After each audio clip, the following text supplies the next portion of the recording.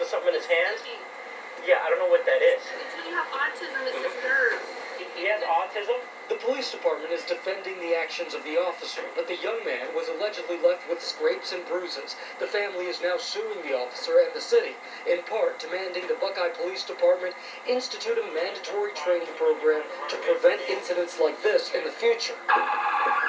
This case is an example of an issue police departments around the country are wrestling with: how to prevent tragic interactions between law enforcement and people with cognitive disabilities or a mental health crisis.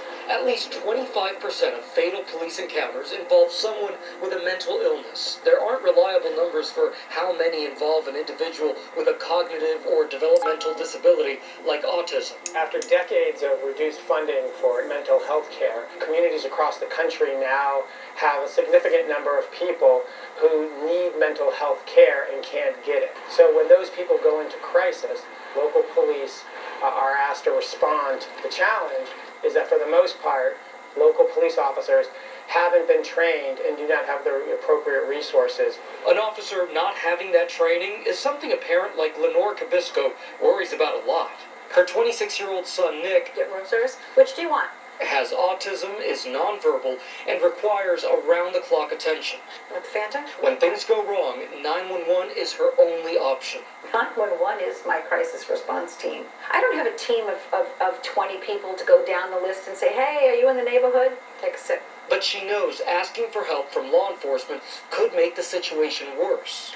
Nick does not understand verbal commands from many people. He is not going to respond the way they're going to direct him to respond.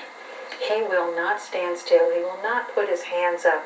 And fear is that if they say halt or I'll shoot, he's not going to listen. And the outcome is that I could lose him.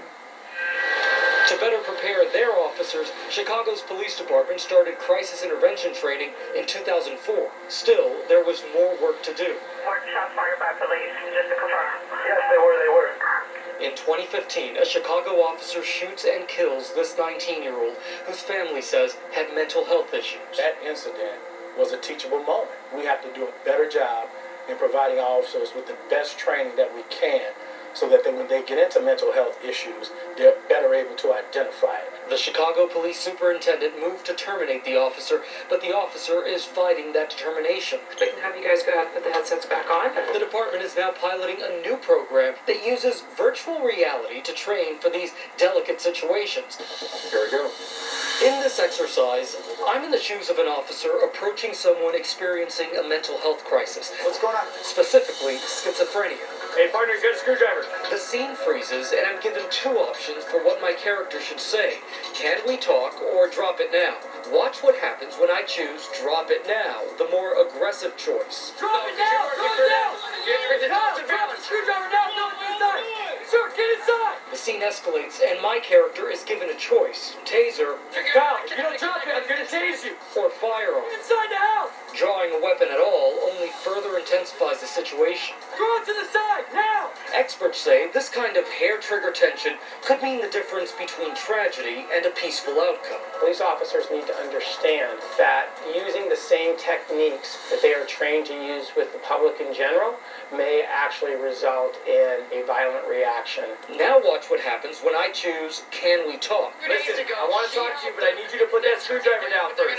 Pal, put that screwdriver down, just toss it to the side for me. He's much more responsive. Good, thank you. So in this case we selected can we talk. That was the right choice. As far as talking to him first, absolutely. You want to start your initial assessment. You want to find out, does he know where he's at? Is he delusional? Is he hallucinating? We can buy time. We can calm the situation down and engage with that person productively. This is not always a situation where we have to use force. The program also puts officers in the shoes of the suspect, who might be hearing voices in his head. Who sent you here? Why are you here? Hey, partner, are you working for them? In another scene, we're shown how just turning the lights and radio off can make a big difference for someone with autism. Bring me the car. Partner, let's kill the lights and turn the radio down, right? They're experiencing lights and sounds in ways that you are not when you approach a scenario.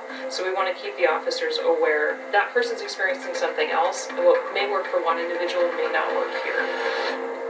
Chicago police say the VR program